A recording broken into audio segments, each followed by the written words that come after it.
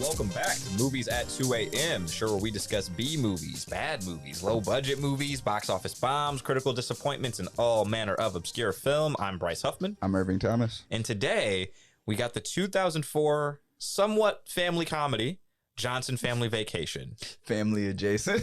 Yeah, like this is a movie that feels like it was trying to be a kid's movie and trying really hard not to be a kid's movie at the same damn time. It's a movie for older black people. Yeah. It's older black people comedy. It's older black people who have kids but don't want to go to the theater with their kids kind of comedy. It's like, ha ha ha ha ha! I love that Cedric the Entertainer. I'm gonna need you to bust that out on so many more, that voice that you did on so many more occasions. I'm gonna hate how that sounds when I listen to this. You definitely are. Like, before we get too far into it, don't forget to like, share, and subscribe. Please, and of course, please. Spoiler warning if you haven't seen this movie, but there ain't really that much to spoil. This movie used to come on all the time, and literally it's just a vacation.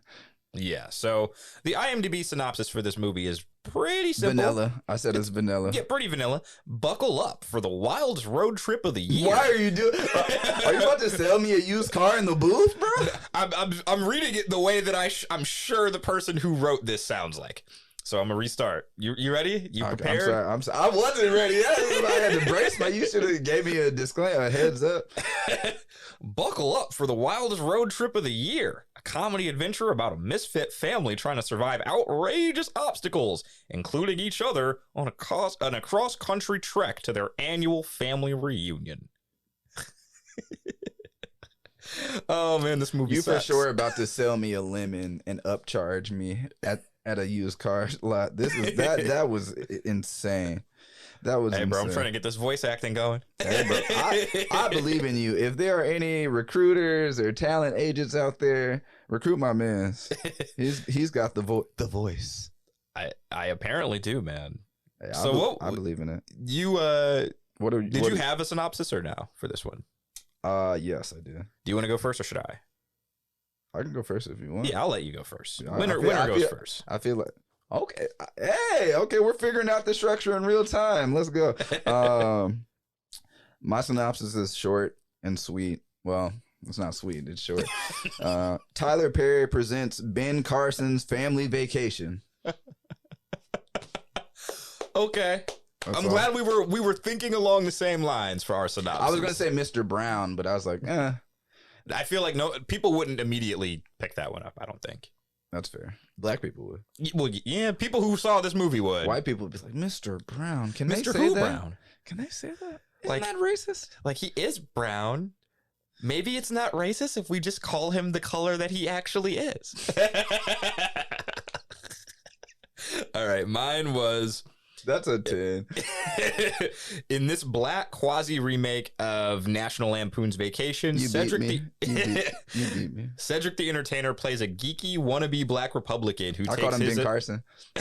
Yeah, exactly. So that's hilarious. Bro, I'm telling you, we were on the same. We were on the same wavelength. We were on the same wavelength. Oh my God. In this quasi-black remake of National Lampoon's Vacation, Cedric the Entertainer plays a geeky wannabe black Republican who takes his estranged wife, Beyonce's younger sister, Bow Wow in the prime of his acting career, and Jasmine from the Boondocks on a long road trip to win an award at a family reunion. Along the way, they meet characters like a young Jason Momoa, a literal white she-devil, and Braxton from the Jamie Foxx show. Johnson Family Vacation. Can I get a round of applause, please? Oh my goodness. This man deserves it. Yeah, it took me... Oh, he's not in the booth. Oh, it's fine. I'm gonna clap it up. No, that was incredible. Yeah, that was incredible. Yeah, this movie... I'll say this. Of all the movies we've watched, season 1 and season 2, Battlefield Earth is still the one that I'm like, yo, this is a horrendous piece of shit. It's a massive failure. This one is the second closest to a movie that, like, I could not stand it while I was watching it. Like, fuck these characters. Let me think about this. Like, other than being able to look at Vanessa Williams. That might be me for Booty Call, though. Oh, that's fair. Because I literally, it was like a parting gift for me. It's just like, oh, like this movie has some laughs in it, but I don't think I ever need to watch this again. But the same could be said for the Johnson Family Vacation. So I feel you. I don't need to watch this movie ever again. But it made money, and I'm happy for any black film that makes money. I can support that. So what was the budget and how much did it make? $12 million. It made 31.5. Okay, not it's bad Steve at Harvey, all. man. Yeah, this movie was directed by Christopher Erskine, who hadn't really done a ton that I mostly known for music videos. Yeah, mostly known for music videos. 90s R&B music videos, to be specific. Genuine, I wrote them down. Genuine Pony Remix, Allure by LL Cool J, John B. They don't know. Unfortunately, R. Kelly. I wish, and R. Kelly co-directed, so I was like, oh, this guy's probably nasty. But hey,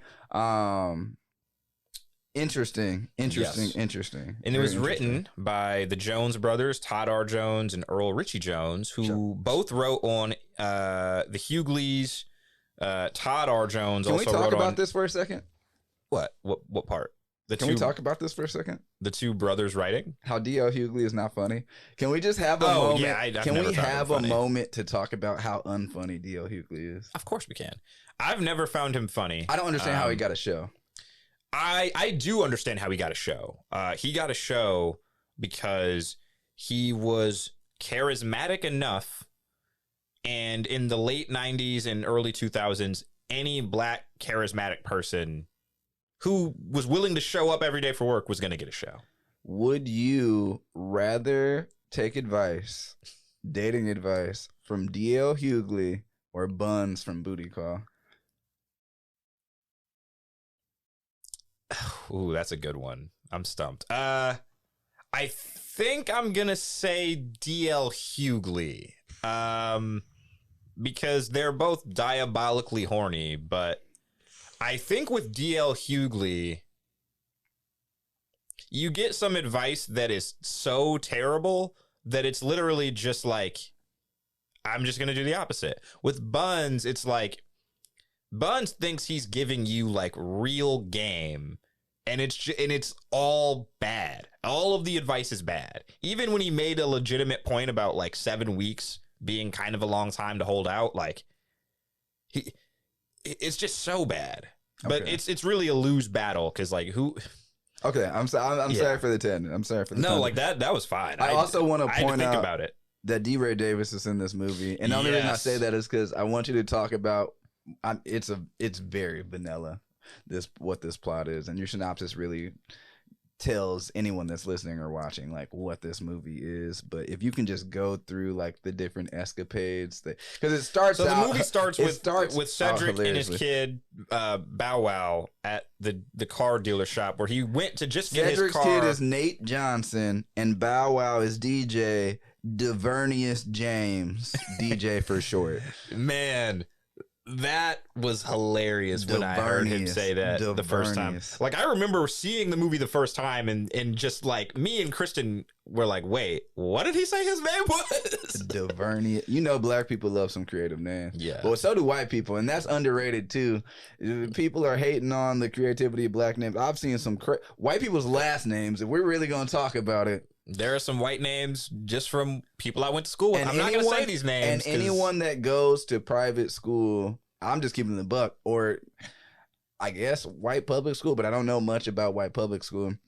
I would assume white public school too, right? But the same, right? Yeah. They call each other by their last names. So you're hearing some crazy. Yeah, it's like, how many syllables are in this name, unless bro? It's one of those last names that no one can pronounce correctly. You gonna be just getting called by your last name.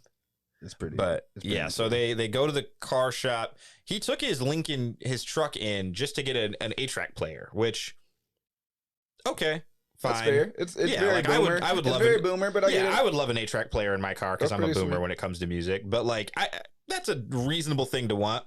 But he gets it back, and it has they pimped his ride. Yes, like they pimped his ride. This is the most 04 thing ever. You know what it really reminded me of? And you're going to be like, that's atrocious. It reminded me of the truck in Are We There Yet? Ice Cubes? It might have been the Yeah, same. like it might have been. Well, no, because it was an Escalade, I think, in Are We There Yet? But yeah, I think it was. But it reminded me of that. It's just like way too much into a car that like none of this stuff's gonna age well. Like none of it. Like the TV screens in the headrests, the it had a hydraulic computer, lift, the computer. It had navigation, which is, I mean, Like all of this shit's been replaced by phones, man. Like all of it. Like an aux cord supplies half the shit that they threw in that car. And instead of getting Exhibit, which I think would have been even crazier, oh my they get goodness. D-Ray. That's becoming another That theme of would the have been show great. is bad Caribbean accents and bad dreadlock wigs. Yeah. It's getting. We're not doing this intentionally. It just I'm keeps looking happening. back. Hindsight is a motherfucker. I keep looking back and be like, how did we pick this? Your brain works in mysterious ways, man. You'll find that out when I tell my sequel. Yeah, so yeah, he gets the car back. Oh, and there's Burberry interior. How can Yeah. Burberry interior with the spinners on the rims. Like it's just so much shit that like only was popular in that era. But Nate Johnson, played by Cedric the Entertainer, is basically Ben Carson. So, and sells insurance. He's an insurance salesman. He's such a his license plate is uninsured or you insured. You insured. Yeah. So I wrote down. Oh, they had Nike airbags in this Lincoln. Right. And you know what? I'm a little mad that we never got to see the airbags. I am too. Yeah, but missed opportunity. Yeah, but I wrote he's such an Uncle Tom in this movie. We're on I-10 by 10. And he clearly has women issues all throughout this movie. Like it's very apparent. He didn't want his wife to work. His wife and him were separated, and I guess he bought a house like down the street. Yeah, down the street or 3 houses. I mean, and this man really is a Republican because he makes money. No, yeah, he's selling the fuck out of insurance. I don't know what type of insurance people are dying or what. Hey, I don't know. But, he sells health insurance. That's what it is. Hey, that's got to be what it is. But yeah, his wife and him are his estranged wife. They're separated because she's trying to become. She wants a profession. She's raised their kids. She's trying to become a CPA, and he's like, "No, I don't want you to do that." Basically, yeah. It's and like, bro, what are you? It's really dumb. It's like, what are you talking about? That part is. It's dumb, but it's realistic, so I wasn't really mad at it because I know a lot of hyper masculine dudes. I want to control the finances of this family. Yeah, it's so most of this movie, I was just like, Nate fucking sucks. Like the whole movie, damn near, I'm like, Nate is the fucking worst. But then I remember that like his kids also suck. like Bow Wow is playing basically Riley Freeman. Yes. Wants to be a rapper, very suburban kid, but like wants to like appeal to something he isn't. Bow Wow's the GOAT though. Let's talk about it. That rap was high. Come on, man. Solange is just kind of a typical teenage girl. Like they don't really worried give about her boys. Yeah, they don't really give her enough into to fashion. do. She's reading a fashion magazine in the car. Like she made her own outfit. She made her own outfit. Yeah, like they really kind of underutilize her. And then Gabby Salale, I don't know how to pronounce that. Salil, I'm not gonna I would assume, or Soleil maybe. Hey, too many syllables. Black people, my people. Yeah, she basically just plays Jasmine from the Boondocks in this movie. She has like an imaginary dog and a subplot. He might be Thomas Dubois. If Thomas, except his wife's black. That's what I was gonna say. I cracked the code. Yeah, man. In the girl, she's like a little kid. She's cute, whatever. She has like an imaginary dog, and every once in a while they have to like appease her imagination and all that shit. It's a really dumb subplot. You can tell whoever wrote this clearly didn't give a fuck about. They probably finished it in the weekend. Can we do the crash course through the film? Yeah, real quick. He gets his car, right? Yeah, he picks up the wife and the daughters. They get on the I-10 by 10:03. No, because he's mad that they're late. You have to please establish before he gets on the road. He talks to his mom, and they talk about, oh, it's the family reunion. Yeah, they're on their way to a family reunion in Missouri. in a family reunion where every year there's He a competes with favorite family award or Yeah. something like that, like best family or something. And he competes with his brother, played by Steve Harvey, who always wins the award because he has like this perfect, idyllic family. They're really corny. They wear matching outfits and shit like that. Yeah. They get on the road. They try to. It's kind of like Booty Call. It's just like, all right, It's just this derailment goes after wrong, derailment. this goes wrong, Yeah. this goes wrong. We get there. Okay. And he doesn't want his family to know that him and his wife are separated as well. Right. So like part of the big conflict of the movie is that the separation is putting his ability to win this stupid ass award in jeopardy. Because you have to have a full family unit to participate. Right, to participate. Right. And it's just so, man, Nate sucks. Like he sucks from the opening of the movie to the credits. I agree. Like there's like agree. a couple moments where Nate is point, actually kind of. At no point was I rooting for him. There was only one scene where I was rooting for him, and I'll tell you what scene it was. Oh God! Eventually, they've been driving all day. They stop at a hotel, and in the hot tub.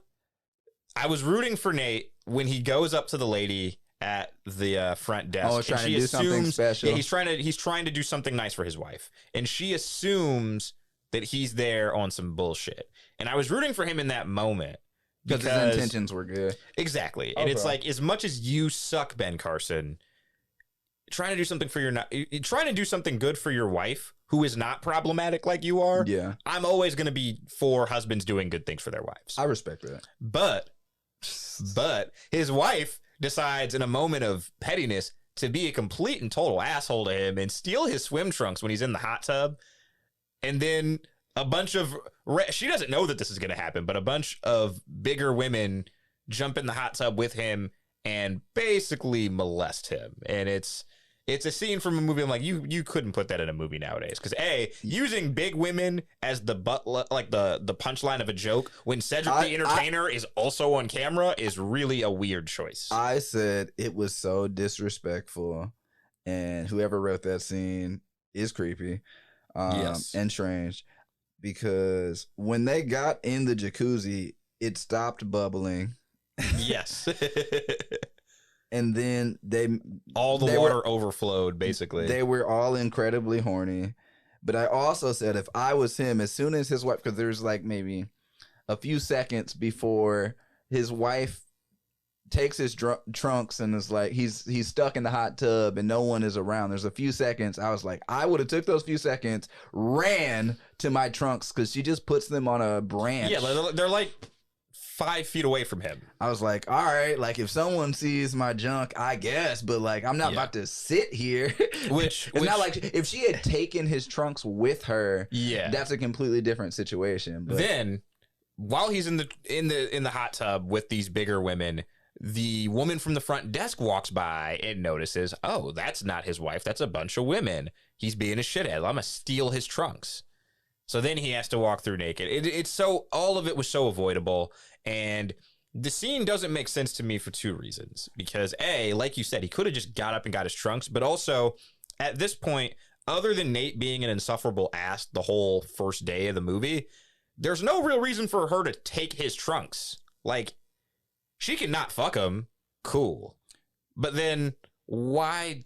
Like, it just seems like... an asshole, though. He is. He sucks. So Nate they have a history. Sucks. They don't really establish how much of an asshole he is. So, but he's an asshole. But at the end of the movie, they stay together. So like he wasn't such an asshole. That happens all the time. Well, yeah, but like you got to think about he's a middle-aged man, right? If you take his trunks and he's naked, anytime he gets out of the hot tub, he could be charged with a felony. He should. You know what I mean? I put that on there. Yeah, because eventually he's like, all right, what am I going to do? I have to get out of this hot tub. And he runs out and he tries to sneak back to his room. And his gets white to the family lobby. sees him. And he tries to like play it for jokes. And it's like, nah, bro, like you would go to play jail. It for jokes that there is a like a naked card game or something like that. Yeah. I was like, man. yo, I said he would have got arrested so fast. I wrote this down several times. No wonder he and his wife were separated. He sucks. I wrote that down like 9 times. I mean, Ben Carson does fucking suck, so I understand. Yeah. The next day, It's the little girl's birthday, so he tries to take them somewhere special for her. Bun World, and it backfires. Then they go to this like fake Native American. It's a casino that used to be like a little Native American village. That has one of my favorite lines. Yeah, and that's where we get to see young Jason Momoa in his first movie appearance. It's been so long that since I've seen this movie that I forgot that was him. I mean, I think I knew it was him just from when I looked the movie up, and I had forgotten before that moment. But he was so young back then. Yeah, no beard, which is hilarious because in the scene he's young and he's hitting on Solange, who's like a high schooler. In real life, he's obviously married to someone older than him, which I just found that very ironic. They also pick up a hitchhiker played by Shannon Elizabeth with the white girl dreads. And even in 2004, she's into, like, witchcraft or something. Even in 2004, that was not a good look for her. No.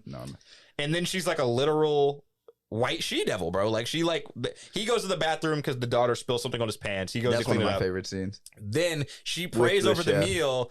And she is one of my favorite on some crazy witchy shit. It's really funny. I said her evil prayer is crazy. Yeah, and her like with the eyes rolling in the back of her head.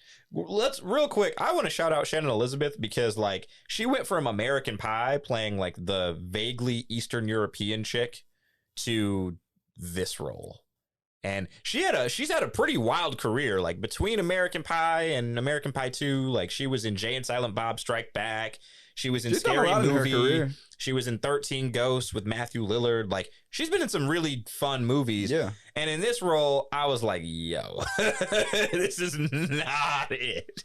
Oh, can we also mention before their vacation starts how Braxton, or his name is Stan in the film, played by Christopher, what's his last name? Duncan. Yeah. Christopher B. Duncan, that he's in the accounting class with the wife, Dorothy. With Vanessa Williams' character. Vanessa Williams' character, Dorothy, and he's in love with her, but she just thinks they're study partners. Yeah, and it's like a whole thing where Nate thinks that she's dating outside of the marriage. It's really dumb, but he's also really funny in that role. Just like I had to bring it up because it's important. He tries to kill them. It turns into Mad Max. Part of there's a lot that actually happens in this movie when you break it down. They tried to squeeze a lot into an hour and 37 minutes. Really, like 30 minutes, like an hour and a half. They squeezed a lot into it. It's like watching, especially like binge watching Tyler Perry presents Ben Carson's Family Vacation. Yeah, Meet the Browns. I also wrote we have another racist movie from all of the Native American jokes that they make. I talked about that. I talked about that racism. Yeah, man. I don't know why we've done. It's in our DNA. I have no idea how it's in our show's DNA now. Yeah. It's just subconscious. Because because I have to talk about it. When, as any father would, understandably, you're flirting with my daughter, like pretty blatantly, I would say, like right in front of him, like, and she's like flirting back.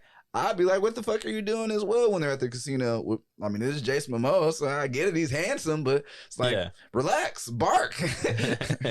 you're being like, too Jason horny. Momoa could get any woman there. Why does he go after an underage one? It doesn't make sense. Because of Solange. Right before I had the quote, I said, I love Solange. I do too. Also, this is not one of my favorite lines in the movie, but I have to mention it. The first thing Solange says in the movie is, my belly button is better than Beyonce's. Oh my goodness, that is an amazing line. Says, oh, that's going a little too far. I'm not going to let you put syrup in it and lick it out. I was like, whoa. Yeah. No, I had that written down. Yeah, man. But Jason Momoa, I'm sorry because I was drifting, the boomer in me. When he's hitting on Solange, what is his name? Nate Johnson, played by Cedric the Entertainer, picks up on it. It's like, hey, back up off my daughter, man, before you end up being called Little Broken Jaw. I said, that's a bar, a racist one, but a bar nonetheless. And before they leave the casino, he's like, he grabs his family and is like, we're leaving. Let's get out of here. He's like, I'll fight an Indian. I dance with wolves. I said, bro. Oof. I was like, the racism this in is this up there movie. with Cradle to the Grave. Oh my man, goodness. then they He really is a Republican. He picked up a white she-devil. Oh my God. I didn't even put two and two together. You know what's funny? I wrote this down, and I know you will know who I'm talking about, but I'm not going to say this person's name. Vanessa Williams in this movie reminds me. You didn't do a spoiler on this, I don't think. Did you? I did. Oh, you did. And if I didn't, well, fuck it. This is the Johnson family vacation. Yeah. There's one person in particular who that Vanessa Williams reminded me of.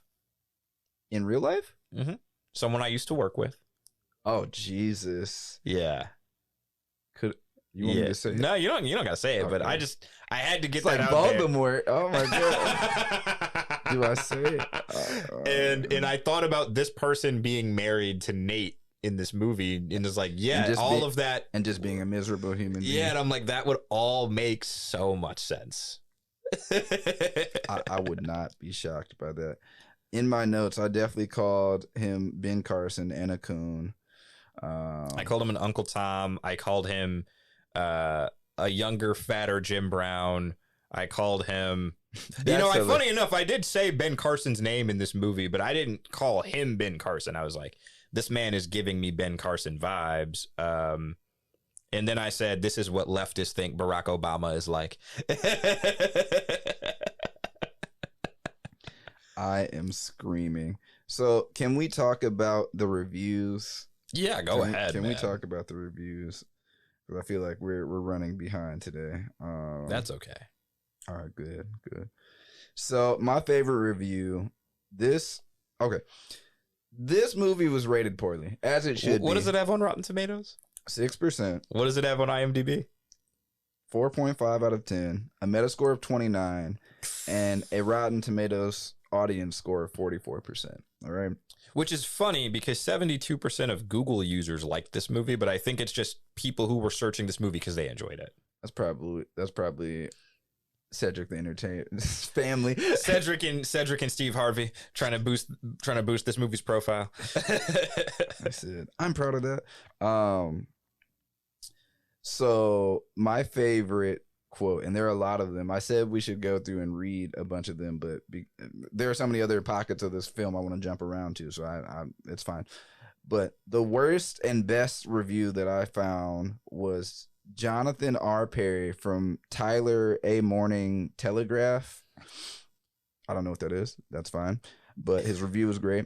Before the opening credits had ended, I was counting down the minutes until I could get back to scraping old tile adhesive off my kitchen floor.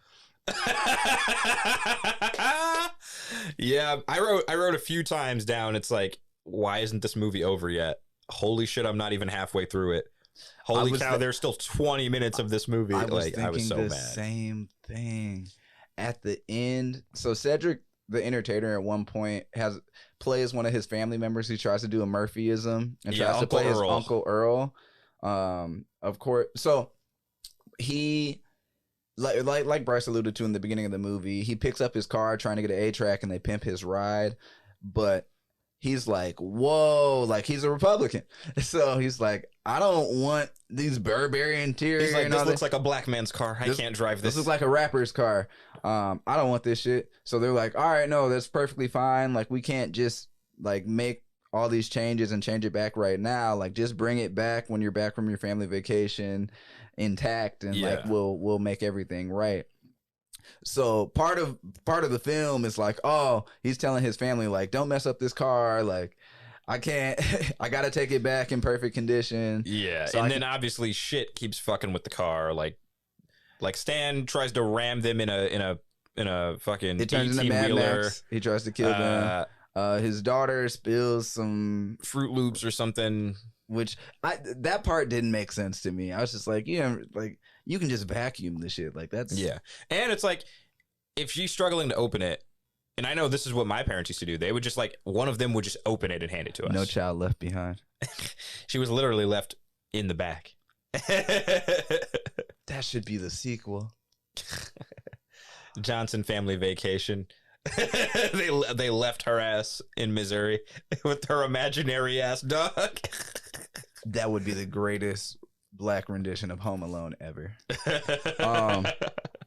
But yeah, he does a Eddie Murphyism.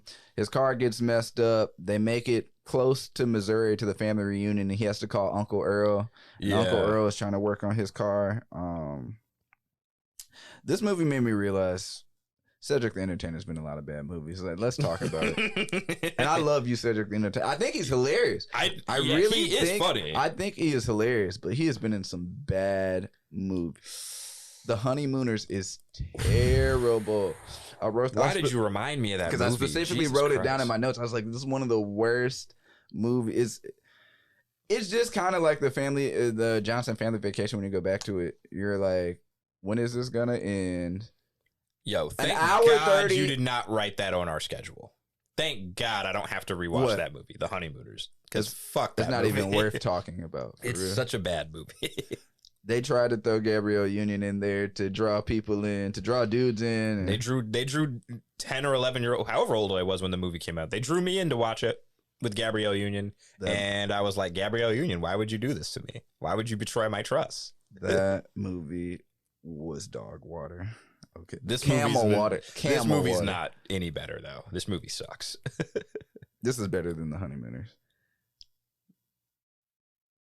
I feel like I had more positive feelings for this movie because of when I saw it than The Honeymooners. Like, when I saw that movie, I knew I hated it. When I saw Johnson Family Vacation as a kid, I knew it wasn't great, but I liked it. Yesterday, before I watched this movie, I was talking to Evan, and she was like, what movies are you guys watching for the next couple of episodes? And I was like, Booty Call. And I was like, oh, yeah, no, I'm not really excited because I've seen it so many times. I used to really enjoy it, and my brain fully developed, and I was like, oh, this movie is bad. So I wasn't excited for it. But I told her afterwards, because I had to break it up because I was tired. I was like, yeah, I'm going to do the Johnson Family Vacation. I remember liking this movie. And after watching it, I was just like, thank God my brain fully developed. I don't ever have to watch this again. Yeah, bro. This I've said it already. I would rather watch Roscoe's Welcome Home, Roscoe Jenkins. That's a much better movie than this. Yes. Yeah. And I feel like that movie, same premise. It gives the goal of the character. I don't know. Like in this movie, the whole goal that Nate has is to win this award, which in his mind is kind of like being the best brother in their mom's eyes, which is stupid because the mom's not the one that voted on the award. The mom doesn't vote on the award. And can you just bring up really quickly? Can you describe the TVs? So there's a scene in the beginning when we talked about when they introduces Steve Harvey. Right. The scene where we introduced the mom and Steve Harvey's character. Miss Johnson. Nate had bought a 35-inch, one of those like older bulky TVs. Which were still expensive back in the day. Yeah, which were expensive and still nice for TVs back then. But she turned it into a plant stand. Yeah, she turned it into a plant stand because Steve Harvey's character bought her like a plasma screen. Which is like, yo old ass don't need no plasma screen. What, you gonna watch MASH in HD? You gonna watch Golden Girls and see all their wrinkles finally? Not you being an ageist. This movie brought it out of me, bro. I was so mad at myself for watching this movie yesterday. I was mad. I told you. I was mad we put this and Booty Call on the list. I was like, I'm happy to be here talking with you because we're hating on it, but I was just like, man, we're the good parts. I was just waiting. I was on the edge of my seat. So let's fast forward through this, man. Who was your best performance? It was tough, man. Oh, you mean it wasn't Bow Wow? I did write down Bow Wow, actually. You did? Okay. I did hilarious. For his rap performance. And for him and Solange fighting over 2 Chuck E. Cheese pizzas at that hotel room.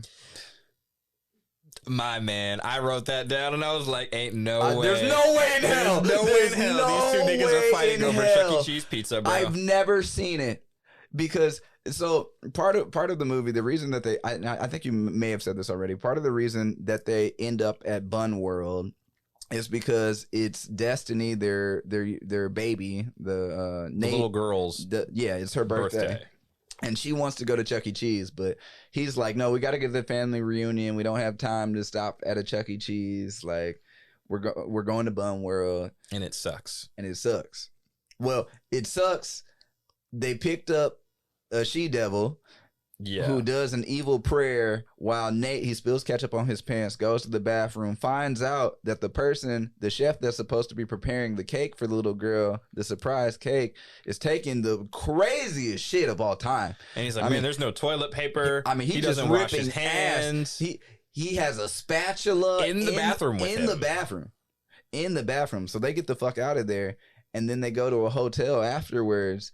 And I guess he drives, what do you say, like 20 miles out the way to find a Chuck E. Cheese and brings it back for the family. And the teenagers are fighting over Chuck E. Cheese. I can understand if the little girl was excited over some Chuck E. Cheese pizza. I can remember being a child and being like, oh yeah, this is good.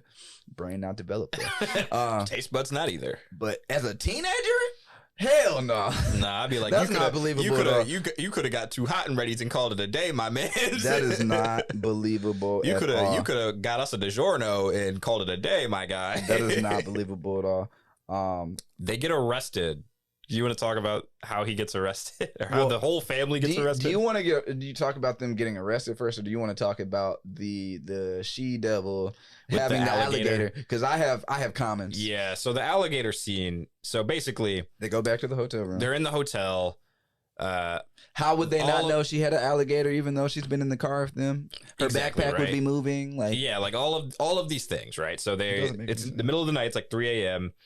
A small alligator climbs into bed with Nate and Dorothy, and the tail comes up, making it look like he has a boner. He realizes that's not him. That scene is hilarious. That scene actually is pretty funny. It's dumb but funny. Then the alligator is revealed, and they all start freaking out for way too long of a scene, I think. And then Shannon Elizabeth comes in and is like, "Oh, this is just my baby," and then they ditch her ass because she's crazy. But when she comes in the room and he realizes it's her alligator, he's fighting off this alligator. He's trying to drown it in the tub. In the toilet. No, he's trying to drown it in the tub. Yeah, he's trying to drown it in the tub, and then Bow Wow's like, flush it. He's like, that's a good idea. It's like, you're gonna flush an alligator? No. Before that, Bow Wow says, man, you can't drown an alligator. That's its natural habitat. I said, I would have saw that baby alligator and I would have made some boots and a belt to match. I would have turned that fucking baby alligator into some nuggets from fish bones. I'd have stomped that motherfucker out. I said, you would have saw me kick the shit out of that alligator, and it would have looked like Donkey Kong versus King Cruel. I would have beat the dog shit out of that alligator. Ben Carson was a chump. You are a punk. Yeah, and it's not like a fully grown, strong alligator. It's like a baby alligator, like the size of a small dog. It wasn't making any sense, bro. Yeah, bro. I wrote that scene was pointless. One of my favorite scenes is them getting arrested, though. So yeah, let's talk about that. One of so their the next day they've ditched the white she-devil. They're driving. Bow Wow has to pee. The dad is like, I'm not stopping to pee. I'm not stopping to let you pee. He's such a knee buckler because it's like, what are you talking? Pull over on the road, like something. Like, yeah, like there's trees. Like, let my man's go. Because I would have leveraged it. I was like, oh, you don't want this car to get messed up, right? I'll go crazy in here. Yeah, yeah. So he pees in a cup. Nate reaches back for the drink. He's like, no, don't drink that. The dad sniffs it and then throws it out the window, and it hits a cop. Godfrey. It hits Godfrey. The legend. Yeah. The GOAT. He's getting my flowers because he is Thank you. In this. I put him down for flowers as well. Godfrey, he plays the biggest Uncle Tom in the whole movie. Oh my God, he was like with the little sideburns. Oh my God, he was incredible in this movie. So he locks up the entire family, and they're like, "You're gonna lock up the girl?" Like, yeah. And then they get out of jail because Dorothy, who's trying to become a CPA, does his taxes for him. And it was at this moment where I was like, "Fuck myself for agreeing to watch this movie. Fuck you, Irving, for putting it on the list. Fuck everyone who was involved in making this." I'll take it. I was unrationably mad at myself for watching this movie yesterday. I'll take that. Like, the whole time I was watching the movie, I was like, I could be reading a book right now. I could be working on a screenplay. I could be bettering my health and exercising. But no, I'm sitting here watching the motherfucking Shots and Family Vacation. Oh, man. I was so heated at myself for allowing this movie to ruin my day like that. I really apologize, man. I have to ask you. I have a question written down. Does Steve Harvey have the best veneers in Hollywood? Oh, for sure. Okay. Easily. Okay. Easily. Because they're iconic, you know? Okay. Like, there's other people that have them and you notice, but whatever. With him, it's like, that's part of his trademark. It's the... Well, I call them the Harvey, so yeah, you might be right. Like, it's part of his look, you know? But enough about what I hated about this movie. No, but can we talk about when they get to the reunion? Yeah, I think we should talk about what happens at the reunion. That's kind of the best part. Yeah, I was gonna say, like, the reunion is kind of unrealistic in some ways, but hella realistic in other ways. And I think the reunion is like really what the movie should have been, right? Yeah. That's why Welcome Home Roscoe Jenkinson's better. Right. Like it took away a lot of It actually establishes relationships. Like, right. And it gets kind of to the meat of the family issues instead of this movie where it's like, it's just I'm just trying to win a competition. It's two brothers in a pissing match. And at the end of and very predictably, you know, Nate's family wins this best family thing. And then he's like, fuck it, I don't care. Outside of Bow Wow's verse. But I like their performance way better than the other families, like knockoff Rush Hour 2 shit that they were doing. I wrote a paragraph on racism, y'all. I wrote a paragraph on racism. Also, shout out to Jennifer Freeman for being in this movie and her acting.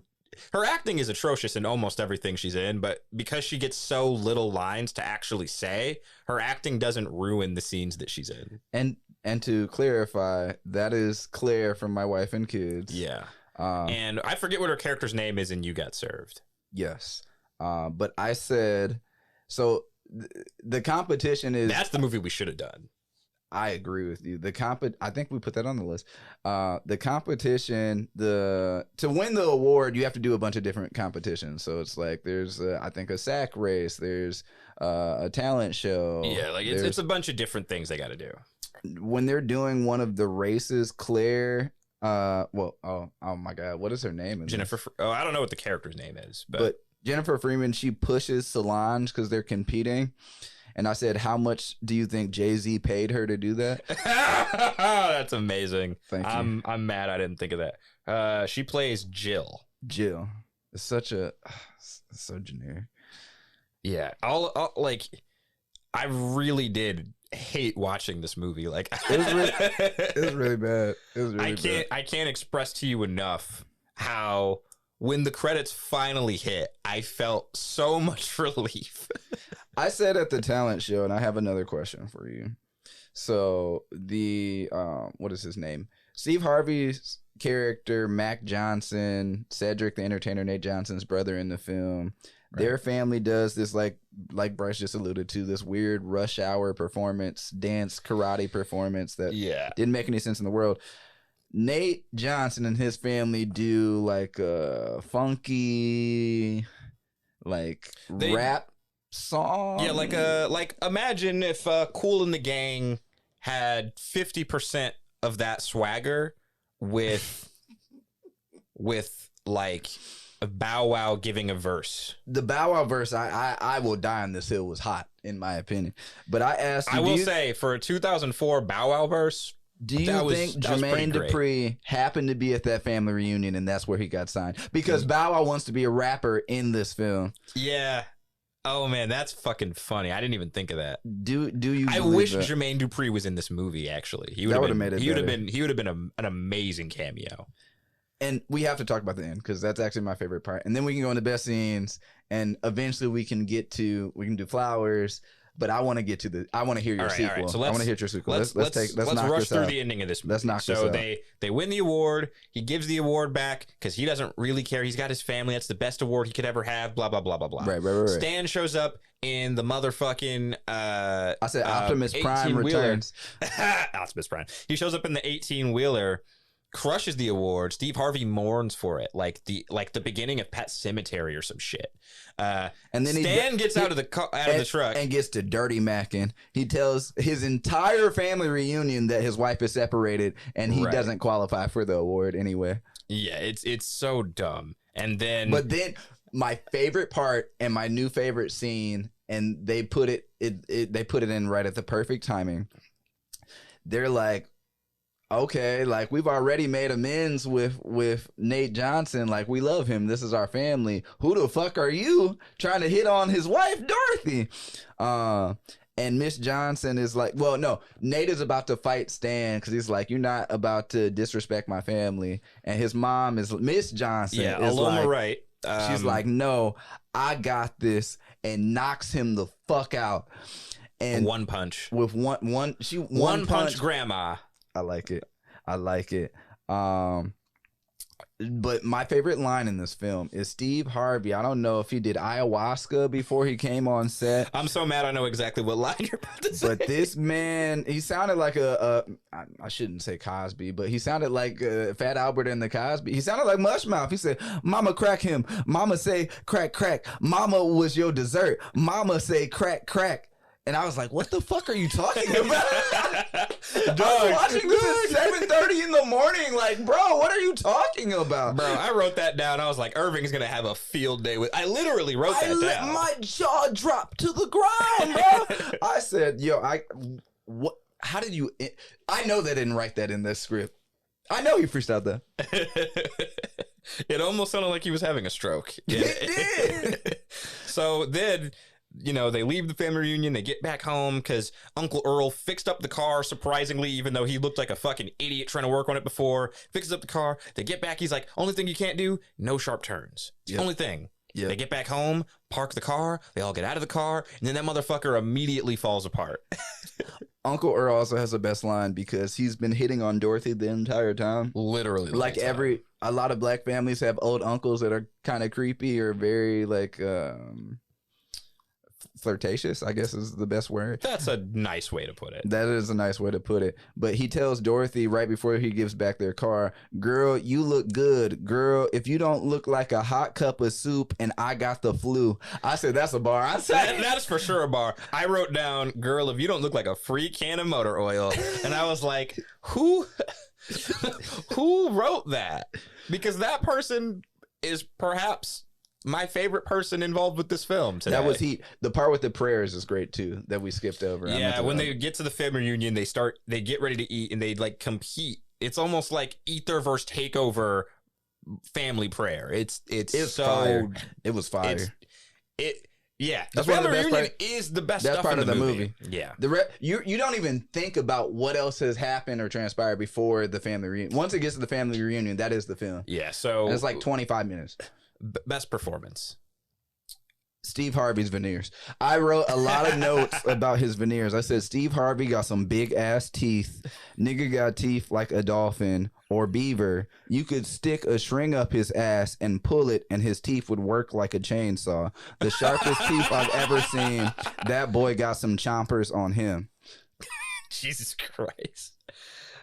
Best performance, I would have to say Vanessa Williams, because there's no fucking way she puts up with Nate for this whole movie. Then at the end gives him some ass. Like, there's no way after all that shit.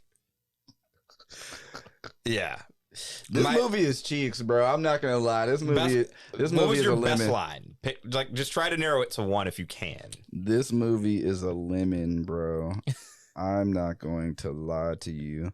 The Beyonce line, you're right, my belly button is way better than Beyonce's, is up there.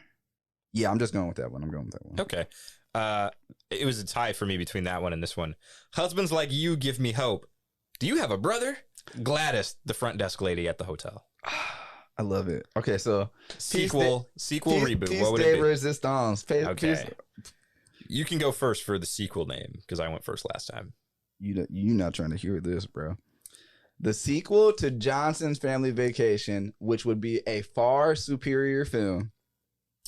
Johnson & Johnson, Baby Powder, Insurance, and Time Travel. That's the title? That is the title. Jesus fucking Christ. What were you on? A Celsius, energy drink, and an edible. Kansas City Police Department's best highway patrol officer is back. back, and he's ready to finish what he started. Nate Johnson, the leader of the Johnson & Johnson crime syndicate family, falls out with his brother and partner in crime, Mac Johnson, at next year's family reunion, and loses his connect with the Colombians. DEA gets an anonymous tip. Nate Johnson embezzled $20 million in FEMA insurance, enough money to travel to the family reunion in the future. Uncle Earl has to make some major upgrades to the Lincoln. 88 miles per hour take Nate into the future, where he must right his wrongs, traveling to the future to move weight, pushing P to pay back the feds, and finally buy Miss Johnson that 60-inch plasma TV from the future.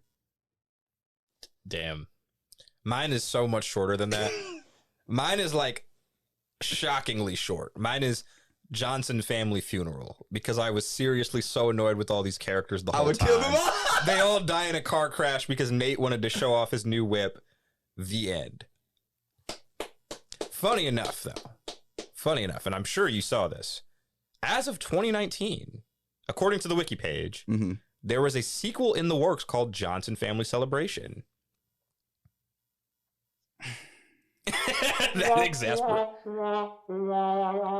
That is exactly how I felt inside reading that. Hey, bro, I'm just happy to move on to the next episode for real. All right, last thing, additional flowers. Us for watching this fucking movie and giving it a platform. I said every critic who gave this movie a bad review because I really agree with them. Fuck this movie. If we had more time, I'd read more of the reviews, but yeah, they went in. They went in on this. Rightfully so. So yeah, I wouldn't. This is one of those movies that's up there with Battlefield Earth. You know, maybe if you're with your friends under the influence. You know, I feel like if we were with each other, we would have had a lot more fun. I would have had a great time. Yeah. But if you're by yourself, protect your mental health. Do not watch this movie. This is a warning for sure.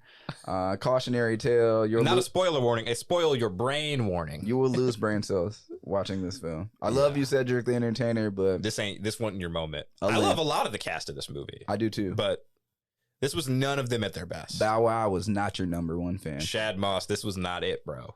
This was not it at all. So yeah, you wanna close us out, man? Yeah, man. That's Johnson Family Vacation. Fuck this movie and fuck me for being dumb enough to watch it all these years later. My bad. It's my bad. Hey, I had you watch Battlefield Earth multiple times. 3 times. So yeah.